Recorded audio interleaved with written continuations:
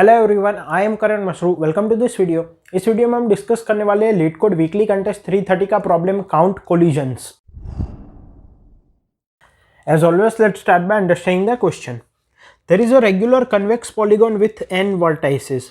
The vertices are labeled from 0 to n-1 vertices in clockwise direction and each vertex has exactly one monkey. Example n equal to 6 दिया गया है।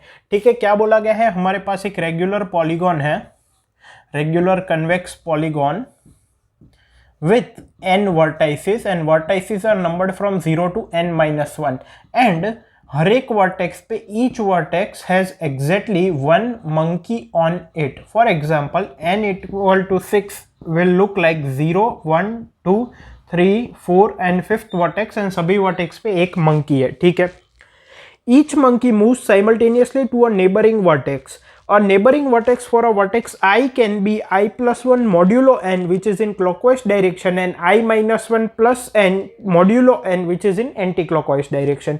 तो ये n monkeys जो है वो साइमल्टेनियसली मूव करते हैं। ठीक है, और मूव कहाँ पे करते हैं? वो उनके नेबरिंग नोड में मूव करते हैं। और ith नोड के लिए नेबरिंग नोड कौन सा हो सकता है? या तो उसके बाद वाला, मतलब कि I plus 1 modulo n। अगर i की वैल्यू 1 है तो 1 plus 1 that is 2, 2 modulo n is 6, 2 modulo 6 is 6। But अगर i की वैल्यू 5 है then 5 plus 1 is 6, 6 modulo 6 is 0, so 5 से 0 पे जाएगा। so that is this equation I plus 1 modulo n। अगर वो क्लॉकवाइज में मूव होता है और अगर वो एंटी क्लॉकवाइज में मूव होता है तो I minus 1 plus n modulo n। ठीक है ना?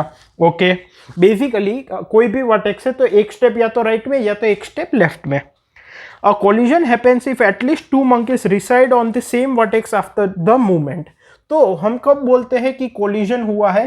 जब एटलीस्ट 2 monkeys जो है वो सेम वर्टेक्स पे अगर आ जाते हैं, एटलीस्ट 2 monkeys, तो उसको हम कोलिजन बोलते हैं। ऐसा भी हो सकता है कि 2 monkeys यहाँ पे आ गए, 2 यहाँ पे आ गए, 2 यहाँ पे आ गए, है ना? बट एटलीस्ट 2 मतलब कोई भी एक वर्टेक्स पे भी अगर 2 monkeys आ गए तो उसको भी कोलिजन बोलेंगे। अगर 6 monkeys यहाँ पे भी 2, यहाँ पे भी 2 और यहाँ पे भी 2 कोलाइड कर गए तो टोटल 6 कोलाइड कर गए, इट्स ओके। बट एटलीस्ट 2 होंगे तो भी कोलिजन डिक्लेयर कर देंगे। Return the number of ways the monkeys can move so that at least one collision happens. Return answer modulo 10 की पावर 9 plus 7। तो अब हमें बताना है number of ways of movements of monkey such that at least one greater than equal to one collision happens। मतलब कि movement के बाद एक नोड पे 2 monkeys हो, ऐसा कम से कम एक जगह पे होना चाहिए। और आंसर हमें मॉड्यूलो 10 की पावर 9 plus 7 रिटर्न करना है। Note that each monkey can move only once. तो हमें सिर्फ एक मूव को ही ऑब्जर्व करना है, मतलब सारे के सारे मंकीज है वो इंडिविजुअली अपनी जगह से या तो लेफ्ट जा सकते हैं या तो राइट जा सकते हैं। तो हमें बताना है number of ways in which there is at least one collision. I hope question clear. अब इसके कंसेप्ट पे मूव करते हैं। So before moving on to the concept part, I would like to tell you that India Upskill Scholarship Program is live at Newton School, under which Newton School is giving away scholarships worth 30,000 rupees on selected courses from 25th January to 31st January 2023. Learn the highly in-demand skills such as data science, machine learning, full stack development, etc. from the industry experts. Learn the latest tools and technologies in the market and take your career to new heights. Register and apply for this scholarship today. Link is given there in the description. अगर concept और implementation की बात करें तो देखो, basically हमारे पास एक convex polygon है जहां जिसके n साइड्स हो सकते हैं। ठीक है ना? तो यहाँ पे मैं ड्रॉ नहीं कर रहा, इन जनरल n साइड्स हो सकते हैं। ठीक है, n वर्टेक्स हो सकते हैं। नाउ सभी वर्टेक्स पे एक मंकी है। ठीक है ना? तो हमें क्या, अब एक मूव हमें ऑब्जर्व करना है। एक मूव में हर एक इंडिविजुअल मंकी क्या कर सकता है? अपनी जगह से या तो लेफ्ट जा सकता है या राइट जा सकता है। ठीक है, अब हमें नंबर ऑफ वेज बताने हैं मूवमेंट के such that there is at least one collision. One collision का मतलब क्या है? कि कोई एक नोड पे एक मूव के बाद दोनों मंकी रिसाइड करे। मतलब कि फॉर एग्जांपल यहाँ पे एक मंकी था, यहाँ पे एक मंकी था, ये इस तरफ मूव किया और यहाँ पे जो मंकी था वो इस तरफ मूव किया, तो यहाँ पे जो है वो कोलिजन हो जाएगा क्योंकि 2 मंकी एक नोड पे आ जाएंगे। So this is called collision. तो एटलीस्ट एक कोलिजन हो, ऐसे कितने तरीके हो सकते हैं ये बताना है। अब यहाँ पे नंबर ऑफ वेज टोटल कितने होंगे अगर हम ऑब्जर्व करें टोटल n मंकीज है, ith मंकी जो है वो क्लॉकवाइज मूव कर सकता है एंड i+1 मॉड्यूलो n वाले वर्टेक्स पे जा सकता है, और या तो फिर वो i-1 plus n modulo n anti clockwise move करके i से इस i वर्टेक्स से इस वर्टेक्स पे जा सकता है। कहने का मतलब क्या है कि हर एक मंकी के पास टोटल 2 तरीके हैं, टोटल n मंकीज है और सभी के पास 2 तरीके हैं, तो total number of possible movements are 2 की पावर n। हमें बताना है इसमें से ऐसे कितने तरीके होंगे जिसमें कम से कम एक कोलिजन हो। नाउ यहाँ पे ऑब्जर्व करने वाली बात क्या है कि ऐसे बहुत सारी केसेस होंगे और इसको हम काउंट एक तरह से नहीं कर सकते। हमारे लिए इजी काउंटिंग क्या है कि कितने ऐसे केसेस होंगे जिसमें कोलिजन नहीं होगा।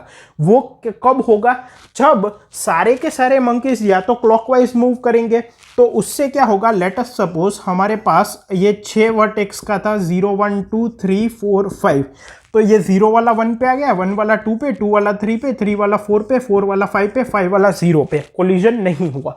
या तो फिर सभी के सभी एंटी क्लॉकवाइज मूव करें, मतलब 0 वाला 5 पे, 5 वाला 4 पे, 4 वाला 3 पे, 3 वाला 2 पे, 2 वाला 1 पे, 1 वाला 0 पे, इसमें भी कोलिजन नहीं होगा।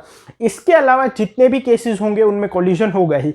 आप ही ऑब्जर्व करो, अगर ऐसे कॉन्वेक्स पॉलीगॉन है और हर एक वर्टेक्स पे एक एक मंकी है, अगर सारे के सारे क्लॉकवाइज मूव करेंगे एक स्टेप, कोई कोलिजन नहीं होगा, सारे के सारे एंटी क्लॉकवाइज मूव करेंगे एक स्टेप, कोई कोलिजन नहीं होगा। इसके अलावा कुछ भी मूवमेंट होगा तो there will be a collision, ठीक है ना। So the total number of ways would be 2 की पावर n - 2। लेकिन हमें यहाँ पे क्या रिटर्न करना है, मॉड्यूलो 10 की पावर 9 प्लस 7 रिटर्न करना है। तो ये तो कंसेप्ट हो गया। अब ये इंप्लीमेंट कैसे करेंगे, देखो n की वैल्यू 10 की पावर 9 तक जा रही है, तो हम फोर लूप नहीं लगा सकते, तो हम मॉड्यूलर एक्सपोनेंशियल यूज कर सकते हैं। मतलब कि अगर मुझे a की पावर b कैलकुलेट करना है तो मैं आंसर वेरिएबल में 1 लूंगा। इसका हम प्रूफ नहीं देख रहे, मैं जस्ट आपको सूडो कोड दिखा रहा हूं। While b is greater than 0 if b modulo 2 equals to 1, answer equals to answer into a modulo mod, and a equals to a into a modulo mod, and b equals to b by 2। और जब हम बाहर आएंगे तो हमारे पास a की power b जो है वो आंसर वेरिएबल में स्टोर्ड होगा। इस फंक्शन में हम a की वैल्यू क्या रखेंगे 2, b की वैल्यू क्या रखेंगे n। टोटल टाइम कॉम्प्लेक्सिटी कितनी होगी, log n बेस 2, बिकॉज हमेशा b equal to b by 2 हो रहा है।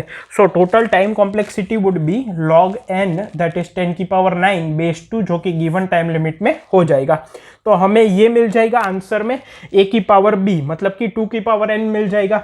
अब उसमें -2 भी करना है, तो ये कैलकुलेट करने के बाद क्या करेंगे, answer equals to answer -2 plus mod modulo mod.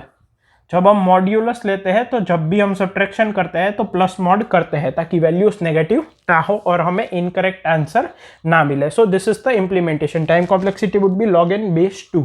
I hope कि आपको क्वेश्चन कंसेप्ट इंप्लीमेंटेशन तीनों क्लियर है। इसका सोल्यूशन कोड मैंने कमेंट्स में प्रोवाइड किया है। Thank you.